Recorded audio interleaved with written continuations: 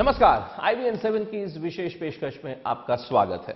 हर हफ्ते की तरह इस बार भी हम आपके समक्ष एक ऐसी हस्ती को लेकर आए हैं जिसके पास शायद इस हफ्ते के सबसे ज्वलंत प्रश्नों के जवाब हैं। चिराग पासवान हमारी हॉट सीट पर आए। चिराग, स्वागत है आपका IBN7 पर। चिराग, एक नारा होता था जब आपके पिताजी पिछले करीबन 10 वर्षों से 20 वर्षों से जो राजनीति में, एक नारा दिया जाता था आपके घर के बाहर, धरती गूंजे आसमान रामविलास पासवान। अब मैं देख रहा हूं लोग नारा दे रहे हैं, धरती गूंजे आसमान कमल से निकले पासवान। ये जो शिफ्ट हो गया, ये इसका पहले कारण समझाइए जरा मुझे। देखिए, बहुत सारी वजहें हैं इसके पीछे। मजबूरी भी है, पार्टी की मजबूती के लिए भी है। दोनों चीजों को बैलेंस करके ही ये डिसीजन लिया गया है। हकीकत ये है, हमारे राष्ट्रीय अध्यक्ष चाहते थे कि जो हमारा एक प्रीवियस अलायंस था वो मेटेरियलाइज हो, और उन्होंने अंतिम समय तक उसके लिए पूरी कोशिश भी की। वो लगातार मैं chairman of the parliamentary board होने के नाते उनके साथ हम लोग सोनिया जी से लगातार मिले। हम लोग पिछले 3 महीने से कोशिश कर रहे थे कि हमारी राहुल जी से मुलाकात हो, जो कि नहीं हो पाई। आप राहुल गांधी से एक बार भी नहीं मिल पाए इस दौरान हमारी बिल्कुल उनसे मुलाकात नहीं हो पाई। लगातार हमने संपर्क साधने की कोशिश की, उसके बावजूद भी। बट जितने भी तमाम वरिष्ठ नेता हैं कांग्रेस के, हम लोग उनके संपर्क में थे, बट कहीं ना कहीं कांग्रेस की तरफ से क्लैरिटी नहीं आ पा रही थी गठबंधन को लेकर। दूसरी तरफ राजद के नेता थे जो कि लगातार बयानबाजी दे रहे थे कि हम 40 सीटों पर चुनाव लड़ेंगे, बहुत हुआ तो लोजपा को 2 या 3 सीटें दी जाएंगी। तो कहीं ना कहीं हमारी पार्टी को, लोजपा को कॉर्नर कर दिया गया था इस अलायंस में। तो ये एक मजबूरी थी। इस मजबूरी की वजह से एक विकल्प के बारे में सोचना पड़ा। लेकिन आप ये सोच कब से रहे थे? ये जो सोच है कि बीजेपी के साथ भी जाया जा सकता है, ये सोच पहली बार कब आई मन में? देखिए, ये सोच पहली बार ऑल ऑफ अ सडन एक दिन ज्ञान जागा, ऐसी कोई बात नहीं थी। बट हमारे पार्टी के कुछ नेता, हमारे पार्टी के तमाम वरिष्ठ नेता रहकर इस विकल्प की चर्चा करते थे। आप खुद इसके फेवर में थे?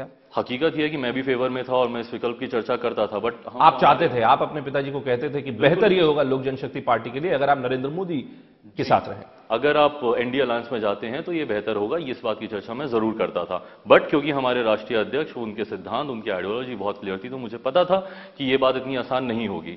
बट जब हमें मजबूर करके इस हद तक कॉर्नर किया गया, और उसके बाद हमारे कुछ वरिष्ठ नेताओं के अंदर बहुत गुस्सा था इस बात को लेकर, और उन्होंने बहुत सीरियसली अपने इस गुस्से को हमारे राष्ट्रीय अध्यक्ष के सामने रखा और उन्हें सुझाव दिया कि अब हमें विकल्प की ओर जाना चाहिए। तो मुझे खुशी है कि हमारे राष्ट्रीय अध्यक्ष ने अपने व्यक्तिगत हित को अलग रखते हुए पार्टी के हित में। इस प्रोग्राम में मैं बड़े सटीक प्रश्न रखता हूं, और मैं हमेशा अपने मेहमानों से उम्मीद रखता हूं कि उन सटीक प्रश्नों का बड़ा स्ट्रेट फॉरवर्ड जवाब दें। आप ये जो बोल रहे हैं, पार्टी का पार्लियामेंट्री बोर्ड, आप चेयरमैन पार्लियामेंट्री बोर्ड, 2004 में आपके 4 सांसद थे, 2009 में आपका 0 है।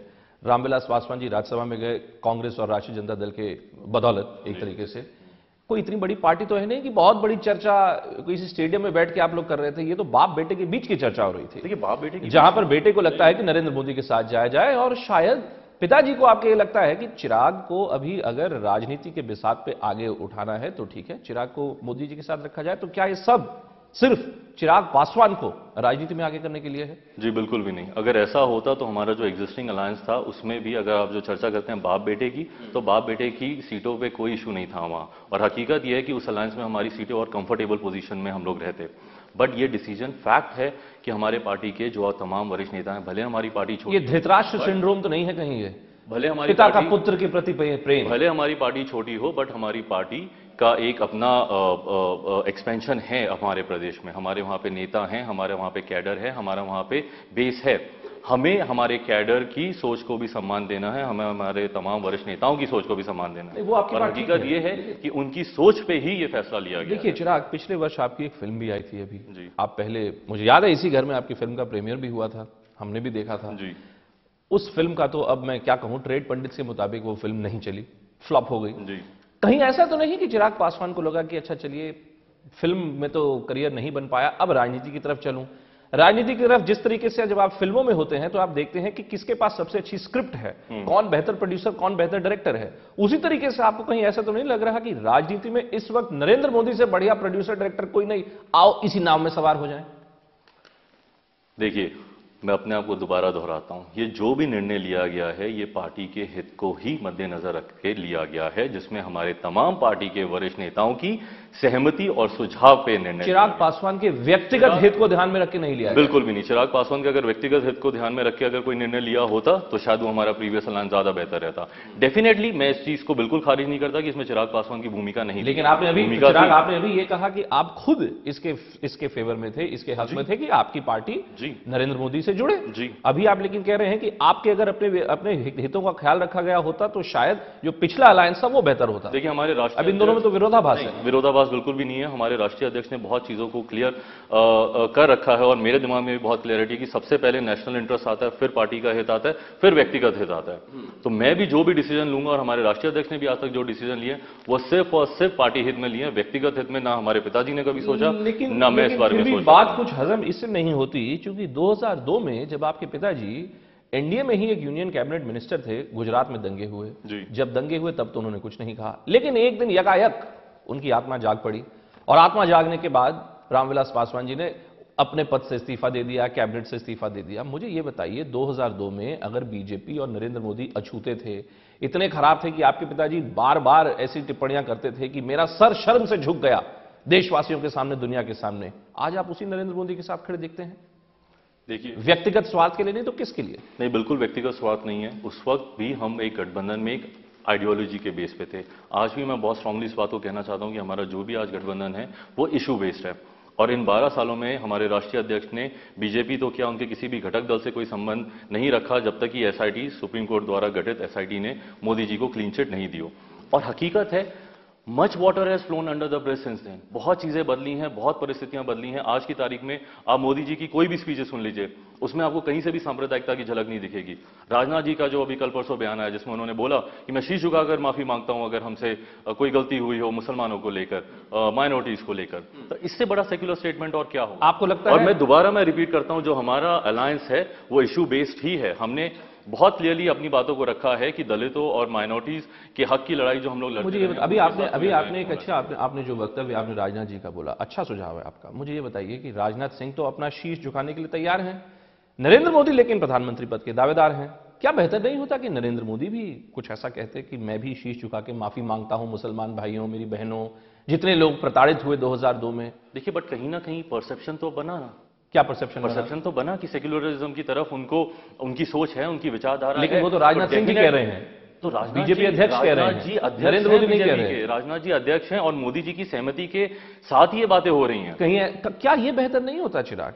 आप देखिए क्या बेहतर होता नहीं होता वो एक अलग बात है। नहीं, मैं डेफिनेटली कुछ और चीजें किसी और तरीके से होती बहुत बेहतर होता। बेहतर ये भी होता कि 2002 में गोधरा के कांड नहीं हुए होते। बेहतर होने के लिए बहुत चीजें हो सकती हैं। बेहतर तो ये भी होता कि आपके पिताजी ये ना कहते कि बीजेपी भारतीय जनता पार्टी नहीं भारत जलाओ पार्टी है।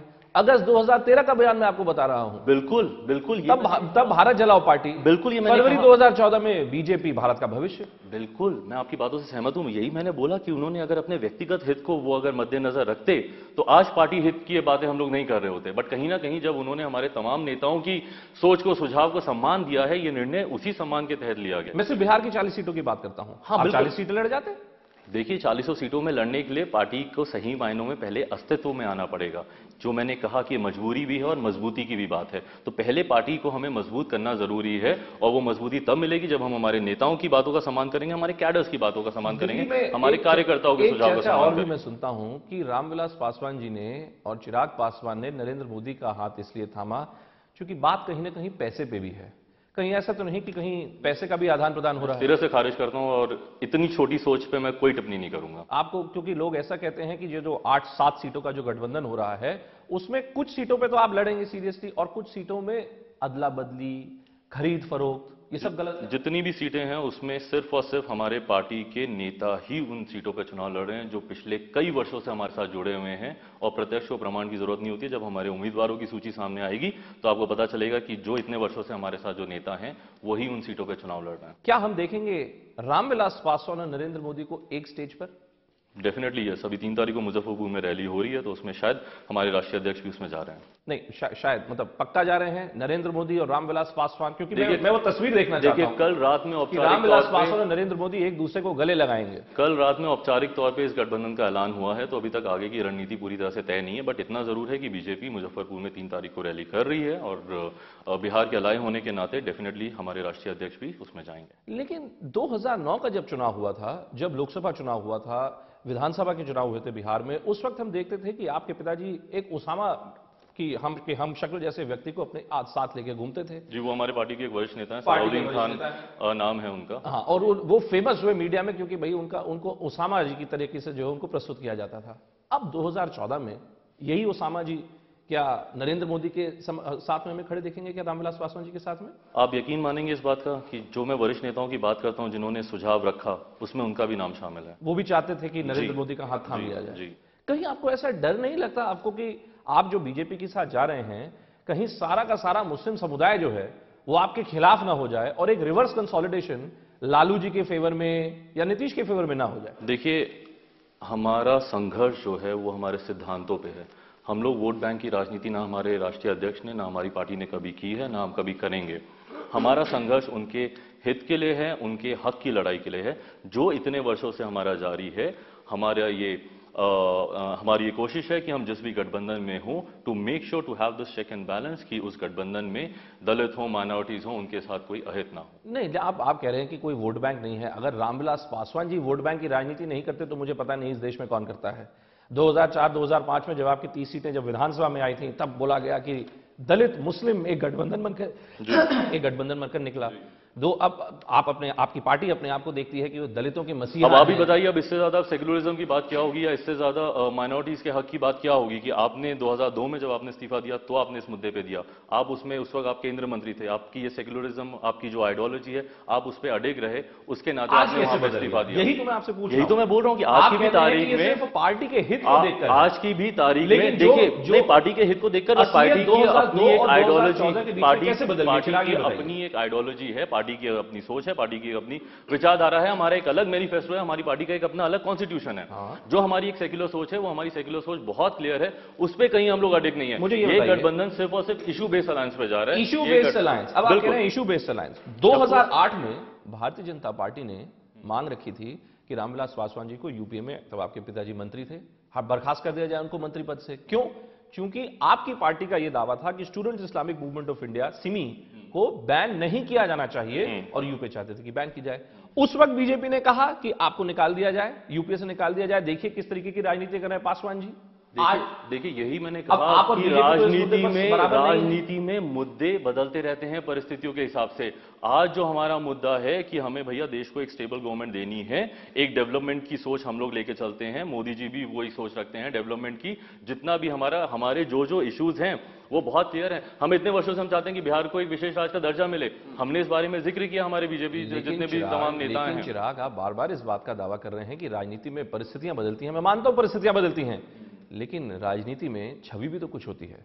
आपको नहीं लगता कि सेक्युलर छवि पे कहां पे समझौता किया हमारे राष्ट्रीय अध्यक्ष ने? आप बताइए कौन सी ऐसी उनकी बात रही हो जो कि सांप्रदायिकता के साथ जाती है, आपको दिख रही हो? अब मुझे ये बताएं कि 2002 में जब वो हटे एनडीए से, 2002 से लेकर 2014 12 वर्ष 14 वर्ष का वनवास काटा। रामविलास पासवान जी 12 वर्ष का क्या वनवास काट के फिर दोबारा से क्या बीजेपी के खेल? यही बात मैंने आपको कहा कि 12 वर्षों तक वो तब तक दूर रहे जब तक कि एसआईटी की रिपोर्ट ने मोदी जी को क्लीन चिट नहीं दी। तब तक उन्होंने कोई, अब जब न्यायालय ही आपको बोल रहा है कि भैया आपके ऊपर कोई दंगों के दाग नहीं है, तो एक सिटीजन ऑफ द कंट्री होने के नाते हम कौन होते हैं कि न्यायालय के वर्डिक्ट का हम सम्मान ना करें? यानी कल को मान लीजिए अगर किसी और कोर्ट में, किसी और न्यायालय में अगर कोई अपील फाइल हो जाए या दोबारा से अगर ये मामला खुल जाए, तब फिर चिराग पासवान क्या करेंगे? We'll cross the bridge when it comes। फिर आप ये देखिए, आप ये कह रहे हैं कि वो आप तब सोचेंगे। जैसा मैंने कहा कि अगर आदमी सेक्युलर है, हम लोग आदमी कम्युनल है तो आदमी कम्युनल। हम लोग किसी भी परिस्थिति में जो हमारा सेक्युलरिज्म का मुद्दा है, जो हमारा दलित माइनॉरिटीज के हक की लड़ाई है, उस पर किसी भी परिस्थिति में हम लोग समझौता नहीं करेंगे। Students Islamic movement of India को बैन होना चाहिए, नहीं होना चाहिए? देखिए, इसमें हमारी पार्टी की अपनी सोच है और वो सोच को बहुत स्ट्रांगली हमारे राष्ट्रीय अध्यक्ष ने सामने रख दिया। लेकिन बीजेपी की राय तो कुछ और है। वही मैंने बोला, इशू बेस्ड अलायंस है हमारा। हो सकता है कि हमारे कुछ विचारों पे हमारे डिफरेंसेस हों, और चेक एंड बैलेंस का यही तो मतलब होता है। हमारे राष्ट्रीय अध्यक्ष जब पिछली बार भी गोधा के वक्त भी वो सरकार में थे, बट उन्होंने अपनी बातों को, आपने कहा कि उन्हें इतना समय क्यों लगा इस्तीफा देने में, इतने समय तक वो इस बात को वॉइस करते रहे, और जब उनकी बातों को नहीं माना गया, जब उनको नहीं, आरएसएस के बारे में क्या राय है? देखिए आरएसएस की सोच से डेफिनेटली इसमें उनकी सोच से मैं सहमति नहीं रखता हूं, नहीं रखता, लेकिन अब आप कह रहे हैं कि आप सहमति नहीं रखते। आपके पिताजी ने कहा कि बीजेपी तो सिर्फ चैनल है, आरएसएस रिमोट है। आरएसएस ही तो बीजेपी की पेरेंट बॉडी है सर। देखिए एक चीज को आपको बहुत क्लियरली समझने की जरूरत है। ये जो हमारा अलायंस है वो सिर्फ और सिर्फ इशू बेस्ड है। हमने मुद्दों पर समर्थन है हमारा उनके साथ। जिस वक्त हमें लगेगा, और जैसा मैं दोहरा रहा हूं कि सांप्रदायिकता की कहीं झलक नहीं दिखती है आज की तारीख में जब आप बीजेपी के नेताओं की बात करें। चिराग पासवान राष्ट्र हित के लिए नरेंद्र मोदी से माफी मांगेंगे क्या? किस बात के लिए? जो कुछ आपने उनके बारे में कहा, आपके पिताजी ने, आपकी पार्टी ने जो कुछ कहा पिछले जैसा मैंने कहा, भारत जलाओ पार्टी, नरेंद्र मोदी तो एक ऐसी सोच है जिसका भारत हर भारतीय को अपोज करना चाहिए। जैसा मैंने कहा कि उस वक्त जो परिस्थितियों ने दर्शाया हमने उसके हिसाब से रिएक्ट किया। आज हमारा अलायंस अलग मुद्दों पर है। लेकिन आपको ये डर नहीं है? देखिए आप चूंकि फिल्म, आप अभिनेता हैं, आप फिल्म में क्या होता है कि एक स्क्रिप्ट आपने पढ़ी, आपने एक रोल किया, फिर आप उसको भूल गए। आप फिल्म में हीरो और एंटी हीरो दोनों रोल कर सकते हैं। राजनीति में लेकिन जब आप हीरो और एंटी हीरो दोनों रोल करने का प्रयास करते हैं तो फिर आपके खिलाफ आरोप लगता है कि आप एक मौकापरस्त व्यक्ति हैं, आप एक अवसरवादी राजनीति कर रहे हैं। ना यहाँ पे हीरो की बात हो रही है, ना एंटी हीरो की बात हो रही है। आपके पिताजी ने तो नरेंद्र मोदी को विलन बना के रखा था। हमारी क्लैरिटी बहुत है हमारे मुद्दों को लेके, हमारे सिद्धांतों को लेके हमारी क्लैरिटी है। सर 2009 में तो आपकी सीटें ही नहीं आई, तो फिर वही मैं बोल रहा हूँ कि इसी वक्त हम लोग उस गठबंधन को छोड़ते अगर हमें सिर्फ सीटों का ही अगर एक मकसद होता। वक्त है एक ब्रेक का, लेकिन ब्रेक के बाद चिराग पासवान से सवालों का सिलसिला जारी रहेगा।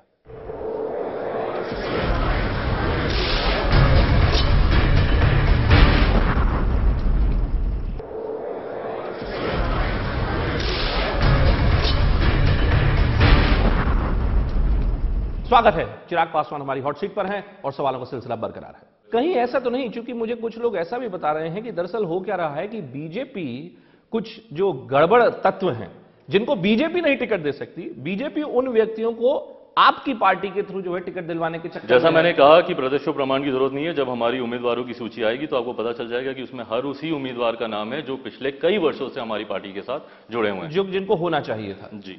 कांग्रेस ने लेकिन अभी जो आप लोगों ने आरोप लगाया, आपके पिताजी ने अभी जो पीछे प्रेस कॉन्फ्रेंस की थी, आप लोगों ने आरोप लगाया कि कांग्रेस सीबीआई का दुरुपयोग कर रही है। एक बार दोबारा से एक केस खोल दिया गया, लेकिन बात जब हमने छवि की तो छवि की थोड़ी सी समस्या रामविलास पासवान जी को भी है। लोग कहते हैं और बड़ी अनाप शनाप बातें करते हैं कि पासवान जी दरअसल पैसे से बहुत ज्यादा दूर नहीं रह सकते, लोक जनशक्ति पार्टी पैसे से दूर नहीं रह सकती। क्या यही एक कारण है? मैं फिर से पूछता हूं, क्या यही एक कारण है कि आप भारतीय जनता पार्टी से हाथ मिलाने को मजबूर हो गए हैं? उस वक्त मैंने यही जवाब दिया था, अभी भी मैं यही जवाब दूंगा कि इतनी छोटी सोच है कि मैं इस पर कोई टिप्पणी नहीं कर सकता। इसमें कहीं ये मनी बैग वाला गेम नहीं है, ये हास्यास्पद है? नहीं, बिल्कुल नहीं है।